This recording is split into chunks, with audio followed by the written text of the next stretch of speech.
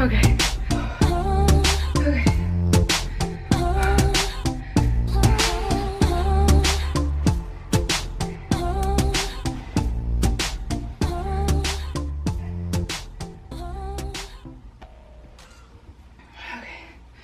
Okay, I think I'm alright. Sorry, I don't want to be doing this the whole video. Okay, so, I look a mess right now. One of the things that I haven't really shared so much on this channel, that people in my personal life know this about me, but, I don't think I've ever made it known in the videos. I'm severely out of shape. I feel like when you hear the phrase, let yourself go, typically you think people that used to be fit and then they become overweight because they don't exercise, they don't eat right, all that stuff.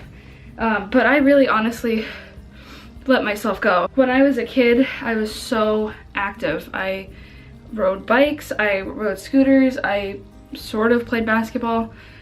There's something in my eye. You know, for up until I was 14, we had a swimming pool.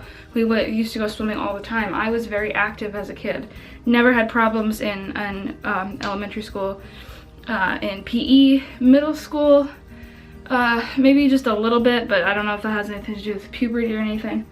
By the time I hit high school, I started having pain in my neck and my back and my knees. So it would be harder for me to do stuff, and I often wouldn't get points or good grades in PE in high school because I didn't participate enough because it was painful for me to do it. So I just didn't. And as I got older, you know, I didn't have to work out so much, and well, I didn't have to be as active. You guys know how it is with technology. You're on your phones all the time, you're on your computers. And I started doing videos, not quite like this, but I think around the time I was 13, I started making videos for YouTube, and I spent a lot of time on my computer making those videos.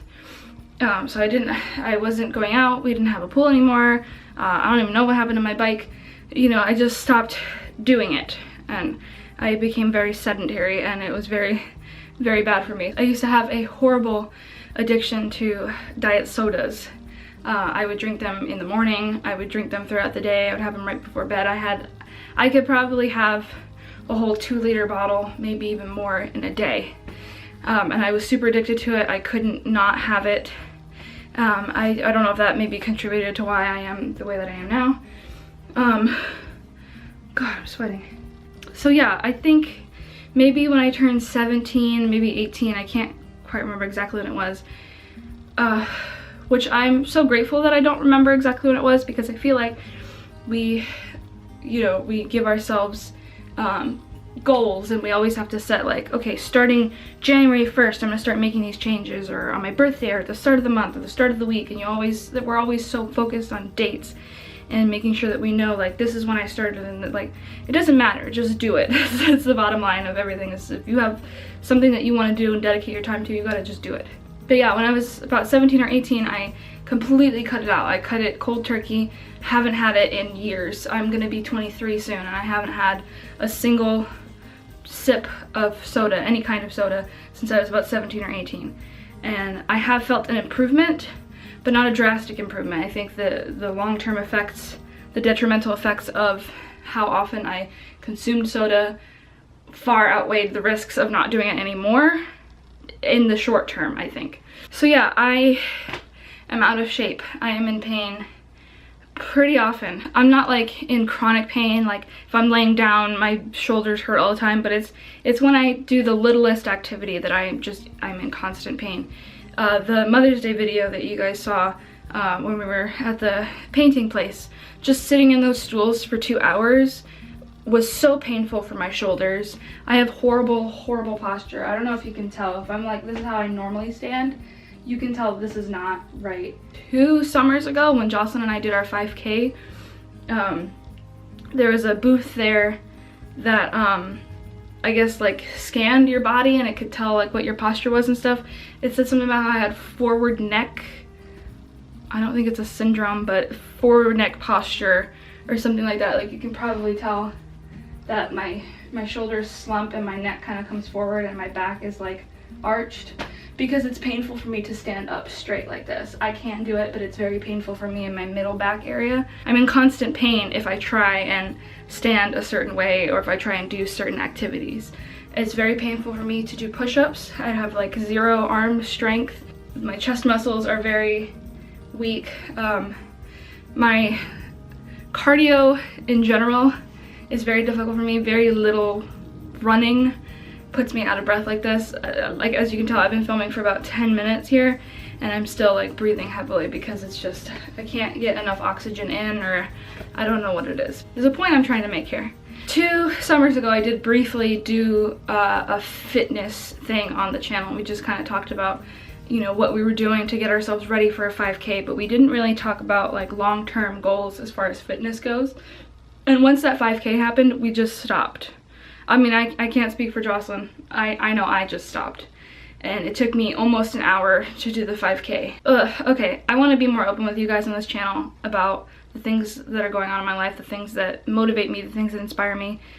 Even though I know some people maybe don't know certain things about my life or can't understand it, or, you know, whatever. It's what my life is and I want to incorporate it into these videos. One of the big motivators for me, there's a personal motivator in my life that I don't really feel comfortable talking about just yet.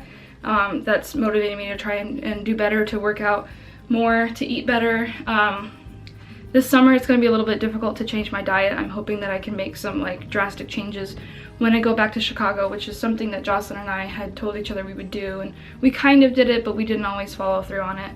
I would like to be able to make some big changes in the fall as far as my diet goes, and I would like to start doing more active stuff this summer so that when I go back in the fall, there's no excuses for me, because the 2 years that I did live in Chicago, both the buildings that I lived in had fitness centers and I never stepped into them once, because I wasn't in a mindset that allowed me to go in there, to do what I needed to do to get myself better, to get myself healthier. So I want to start now so that I can continue forward, make it a habit of mine to be more active and do more things, so that in the fall when I start eating better, it'll just be another habit to go to the fitness center for 30 minutes and get moving and make myself stronger and healthier, and just not just for me but for my family, for my future family. That's one of the big motivators in my life, is the knowledge of like, okay, I'm gonna start getting emotional, don't cry. When I have kids someday, I want to be able to take care of them physically in a way that I need to. I want to be able to hold my child and you know, do whatever I need to do for them on a physical level. That was one of my big motivators for me getting my license as well, because there were a lot of fears. Why am I getting emotional? There are a lot of fears revolving around me getting my license. Fear of other people in vehicles, what they might do, my own capacity to do something like that, as simple as driving. I didn't trust myself, I didn't trust other people on the road, and so it scared me a lot. And I was also unmotivated and lazy. I didn't have a need to, until I thought about, wow, when I have kids someday, I would feel inadequate as a parent if I couldn't even drive them to like their soccer games or their recitals, or like anything that it is that they have doing, or if there's an emergency, if I couldn't be the one to take care of them just from something as simple as having a license. Like, that was my big motivator for doing it. And that's one of my motivators for getting in shape as well. Feeling a lot better, by the way. I was feeling kind of crummy this morning. I mowed the lawn, kind of, and then I started working out. And I do feel, you know, post-workout like shakes and whatever, but I do feel overall better. I definitely feel less tired, which is something that I am constantly tired with. 8 hours of sleep, 9 hours of sleep, 11 hours of sleep, 5 hours of sleep, no matter what amount of sleep I get. And my quality of sleep is pretty much always the same, because I have a sleep app that tracks that. But I'm just constantly tired. I'm constantly fatigued. I can't work out. Like, I just need to start somewhere. Start small, no matter how small it is, as long as I start somewhere. This is the part where I talked about certain influences in my life. If you guys don't know about them, I don't really want to keep them a secret, just because most people don't know or understand it. One of the biggest motivators for me, if not the biggest probably the second biggest motivator for me. Some of you may know that I very, very much look up to Jacksepticeye. I look up to him so much, and last year he talked about how mentally it was one of the worst years that he's ever had, and he wanted to make changes for this year to make it the best year that he's ever had, and he's been doing so much to make that possible. He's been talking a lot about PMA, which is positive mental attitude, and it's become a really big staple in the community that I'm a part of. And what it means different things to different people, I think. And to me, it's always meant more in like the sense of just like learning to accept the things that you can't change, and just learn to be happy with who you are, and stuff like that. There's so many facets to this concept of positive mental attitude. It doesn't mean just be happy all the time, but I do believe that you can take steps toward being happier, even if they're hard steps to take. And so in thinking about positive mental attitude and seeing how it's affected so many people, I tried to think about what it really meant for me, because what I thought it meant initially I was always comfortable with and thought, oh, I already kind of fit into that category, I already have a positive mental attitude. But for me currently, I'm associating it with dedication and discipline are the two big things for me. There's lots of things that I try to do in my life, and I constantly make excuses for them. It took me 2 years to write the pilot script for my first episode of my show. It's been over a year since I finished that, and I haven't finished a second episode because I haven't just gone and done it. I haven't gone in and committed to it. And I normally don't have a problem with commitment, like little commitment, but I think big commitments I have an issue with, because I don't know if I'm just worried of the outcome. I don't think it's that I'm lazy, because there are things that I want to do. In my head, I know I want to do them, and I just can't get myself to do them. Ironically enough, this is something that I just recently learned from Dr. Phil.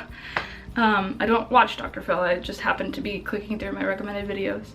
And he talked about the 4 steps to change. And the first step for change is like, you know, when it's like court ordered, like legally, like you have to do this in order for this to happen. People don't really change. They do what they need to do, and they wash their hands of it. The second level of change is when someone says, do that for me. Like, I need you to change this thing about you for me. You sort of feel pressured to do it because somebody else wants you to do it, and someone that you care about wants you to do it. And again, it's hard to make change when you're in that stage. The third stage is when in your head you know that you want to change, but like you just can't do it. You can't bring yourself to do it, even though as an intellectual you know this has to be done for things to get better. And then the fourth stage of change is when you are ready, you're willing, and you're able to change. I personally don't know if I'm stage 3 or 4 just yet.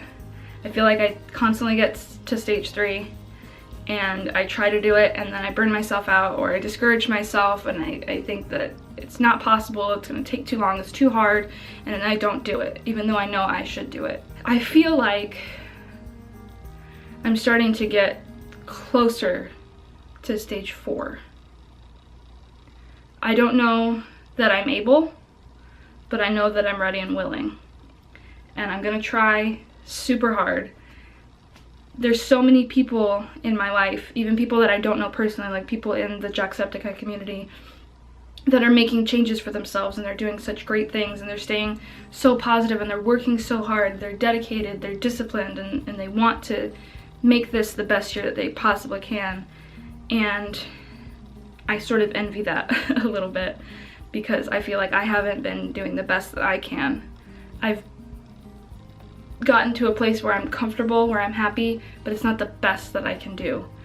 So even though we're almost halfway through the year now, almost, my God, we're at the end of May, 5 months into the year, almost into our 6th month, that I'm only just now starting to like think about it and make these changes. But you know, as I said, everyone always gives excuses.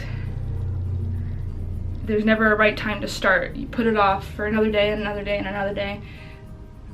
But if you keep doing that, it's going to be too late at some point. There's no reason to not start today, whether it's working out or eating better or you know, working on your career or your relationship or any passions that you have. Like whatever it is that you want to work toward, there's no reason for you to not start today. There's always going to be excuses and reasons why you can't, but there really isn't. There really isn't. You have to decide if you're ready, willing, and able to make change, and then you will. And the reason that I'm filming this video and putting it out for everybody to see, which is kind of embarrassing because I look like this and I feel like a mess, is because my resolution for this year was to hold myself accountable. And I feel like I will hold myself way more accountable if I promise this thing to other people. And I'm putting this out there on YouTube, on this channel, because I don't want to let everybody else down. I don't want to let the people in my life down. And I think that is a good motivator for me to not let myself down. I think that's incredibly important. And I know right now this is all just talk because this is literally one workout that I did. Although I have been doing some workouts before bed, it's still hard for me to do push-ups. I'm trying. I'm doing those knee push-ups and it's still hard. I just do the most of what I can do. I don't have access to weights, so I can't weight lift. I don't have a gym membership, so I can't just go to the gym and work on any machine. What I do have is a dresser that has a space on the bottom for me to stick my feet in so I can do sit-ups.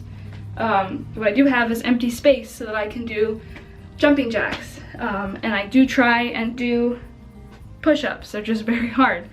You know, just do the most that you can at a time. I know that this is all pretty much just talk because this is just one workout out of many and I could quit at any point, but I'm putting this out there because I feel more motivated than ever to keep this as a part of my life, keep this as something that I'm going to work towards, that I'm going to commit myself to every day till I drop dead. That's a little extreme. I know that there's probably a lot of you out there that find it hard to be motivated, that maybe don't have people in your life that support you. But I think the best piece of advice that I can give is to just support yourself, because if anything, I think that makes you stronger. If you can do something and you're only supported by yourself, you did that for you all on your own. You didn't need anybody else's help.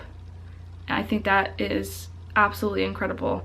I think anyone is capable of whatever it is that they put their mind to. No matter their ability, it's all in here. It's all about what you think you can do and what you commit yourself to. So that's basically it. I wanted to just let you guys know that this is something that I've started doing in my life. I'm not doing a great job at it, but I'm also not, you know, I'm not gonna put myself down and say like, you can't do this and you're weak and whatever. It's hard and it's gonna be hard, and I'm gonna keep working toward it. I don't have an overall goal. You know, lots of people when they do fitness, they want to lose 20 pounds, 30 pounds, or they want to be able to lift a certain amount. I don't have a goal. I just want to feel healthier. I want to be healthier. I would like to do 10 push-ups, 5 even. I just want to be healthier. I want to feel better. I don't want to be tired. I would like to be able to work out for longer than I just did without being winded. I would like to be eating better, so I'm putting better nutrients into my body and just so I can live longer. That's my goal. My goal is to live longer. I want a better quality of life, and I don't think that I have to put numbers on things to get there. I'm just gonna do what I can with what I'm able and let that be that. And I hope that at the end of the year I can look back and think I did the best I could. Even if I feel exactly the same way at the end of the year that I do right now, as long as I know I did the best that I could, I will be proud with what I did and hopefully use the next year to make it even better, to make myself even healthier, even stronger, whatever it is that I need to work on. There's no deadline for it. There's no deadline, there's no real set goal. My journey doesn't start right now and end at the end of the year. It's gonna keep going. It's something that I want to keep in my life for the rest of my life. That felt really good to say all that, by the way, because I don't think I've ever said these kinds of words out loud, not even just to motivate other people, but to motivate myself. I don't think I really had that before in my life with something like this. If you're trying to do the same thing, or you have other goals in your life that you're trying to work toward, just know that there are other people that are with you, and there are people that want to see you succeed, and I believe that you can succeed no matter what it is that you're doing. So yeah, I guess thanks for looking at me all gross and sweaty, and I'll keep you guys updated. I don't know how frequently, but if I start to, you know, see improvements, maybe I'll start to talk about it some more. I don't know if I'll do designated vlogs to talk about it, but you know, just I'm gonna keep at it. So I hope you guys will stick around while I do that.